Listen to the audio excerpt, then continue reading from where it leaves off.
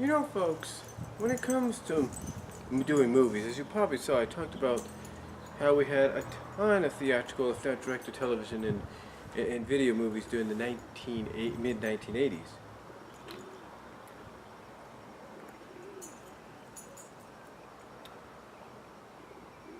But if I was to look at something, folks, if I was to talk about something, it's about sometimes get movies that not only come out and that are based on shows and franchises that maybe came out recently or even a few years before, but it's also talking about how sometimes if you're going to do a movie, especially if it's based on a series, and after watching Isaac 232's review, Media Hunter's review of it, and actually it was his first Patreon review that he did, I want to talk about how, in a sense, the SpongeBob SquarePants movie back in 2004, 11 years ago, should have been it for the series.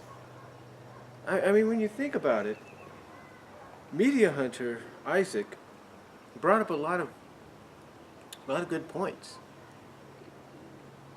You basically used this to make it look like it was a finale, but you continued the series on, and the series ended up being pretty much probably worse than what people remember. Now, there were some good elements, but what good elements are there when you're doing 1 hour specials and you're saying, oh, these are movies? They're not movies of the 1 hour 45-minute specials. You know, they're not that. I mean, let's take a look at the SpongeBob SquarePants movie from 2004. Now, I'm not saying it wasn't a good movie. It was funny. I've seen it once or twice, I think. Just a few parts here and there. But I've seen, I'll just say this way, I've seen it basically about maybe 50, probably about 75% of it, if not 55%. 55 to 75% of it I've seen. But from what I've seen, I've either seen the ending of it, the beginning of it, the middle of it. It is a decent movie. It really is. And it could have been a decent conclusion for the entire series. It could have been a decent ending.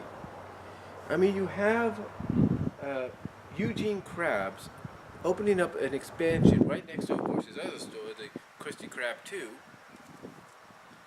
You have him naming a manager for that, and yet at the end of the movie, you have everybody's favorite sponge finally achieve what he's been wanting since the beginning. And yet you don't follow up on that with the rest of the series. Instead, you act like the movie never really happened. You know, you could have just said that it's based in its own continuity, its own alternate reality, if that was the case.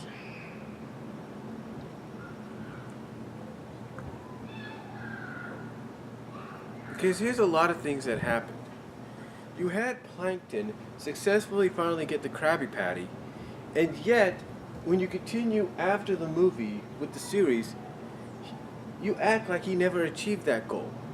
True, you maybe connected somewhat with him escaping out of jail, but then all of a sudden he can't remember the Krabby Patty formula? Unless it got deleted or short-circuited or something? And then it's basically back to the same routine over and over again. You know, if you're a company like Nickelodeon, who has had a history of distributing and creating and associating themselves with decent series, some good series. If you're Nickelodeon and you're going to do a movie like that, even back in 2004, you should have made that either continue. You should have either continued on within the same continuity of the movie, focus on SpongeBob being a manager now, moved on the plot, tried some different things, Maybe even finally, oh, I don't know, develop a relationship between him and Sandy. But do they do that? No. Do they do that? No. And we wait 11 years, if you're a fan of SpongeBob, for a sequel to come out. And we get a sequel that, again, is funny, obviously very good, but doesn't have the same magic as the first.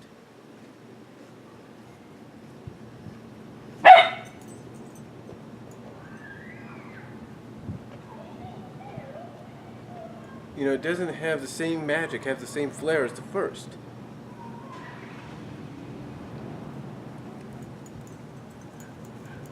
So, what do you do? What do you do?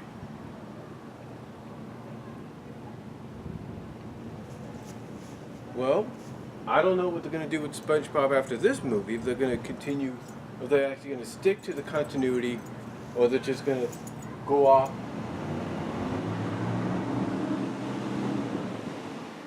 into their own continuity like they did before.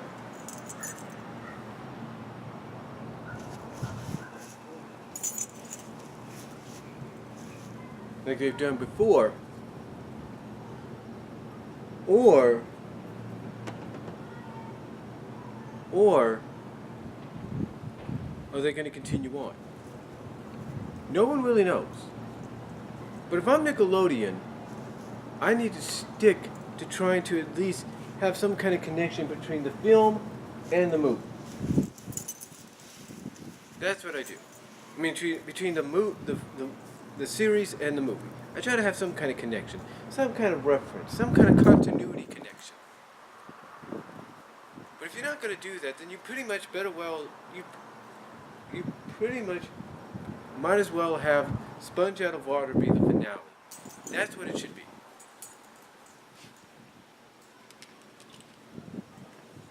You should have Sponge Out of Water be the finale, and that's it. Just like I think when you take a look at something and you get the news that Fairly Odd Parents is being canceled, T.U.F.F. Puppy's being canceled. These are very popular shows, and I don't care if they're direct to television or direct to video, whatever. If I'm Nickelodeon, and I know there's still a fan base for those shows,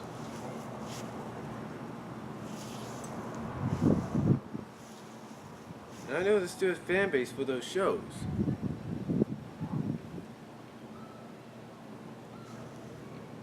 here's what I do. Here's what I do.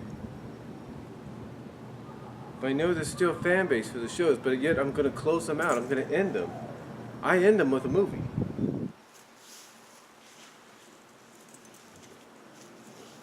I end them with a movie, I end them with a film. Whether it's direct to Blu-ray and DVD or television, I end it. Because there's going to be a lot of questions asked about it. Now you might say, well, they did that with Fairly Odd Parents. Yeah, you could say they did that, but did they really? Because I look at the live action films and I look at them, yeah, as being part of the franchise, but I look at them as being their own thing. Maybe the first one, maybe with some kind of continuity deal, but still, I look at them as their own thing. T.U.F.F. Puppy, on the other hand, I do believe needs to have a finale worthy of the show. Because I think the creators pretty much know that fans are waiting for Dudley and Kitty to get together. You can throw hints after hints after hints after hints after hints. Some of them, in fact, you have a whole freaking Wikipedia talking about this relationship between Kitty and Dudley, and how many hints there's been thrown our way. With what was it? Dog Dazing or something having the most.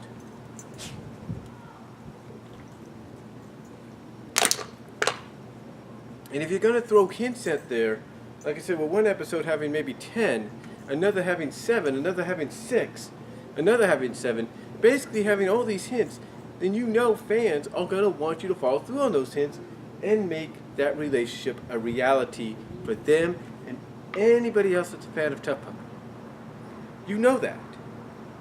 So if I'm Nickelodeon and I'm going to do a movie it's going to at least have some kind of continuity in it, connecting it to the series. And I do want, like a finale for Tough Puppy, I do an appropriate continuity finale for maybe Fairly Odd Parents. And then if I'm finally going to put SpongeBob and pull the plug on him, I do a freaking finale, a movie for him that's within the continuity. I answer all the questions. I do that. I give the fans what they want. With Tough Puppy, they want Kitty and Dudley, give them Kitty and Dudley. SpongeBob, they want SpongeBob and Sandy, give them SpongeBob and Sandy. You know, you want to give, what's his name? You want to give Timmy his dream girl, at least in the animated version, to end the series? Do that. But do it in a way that's appropriate. Don't go back to something like in 2004 and do something that doesn't have any continuity association with itself or the series it's based on. Don't do that.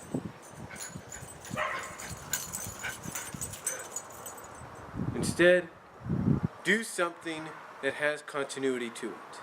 That's all I'm going to say. But honestly, I would love to see a Tough Puppy movie finale to end the series with Kitty and Dudley getting together. I would. Same with SpongeBob, with him and Sandy. And you know what? That's all I'm going to say, folks. You let me know what you think. Do you think I got a point? Comment down below.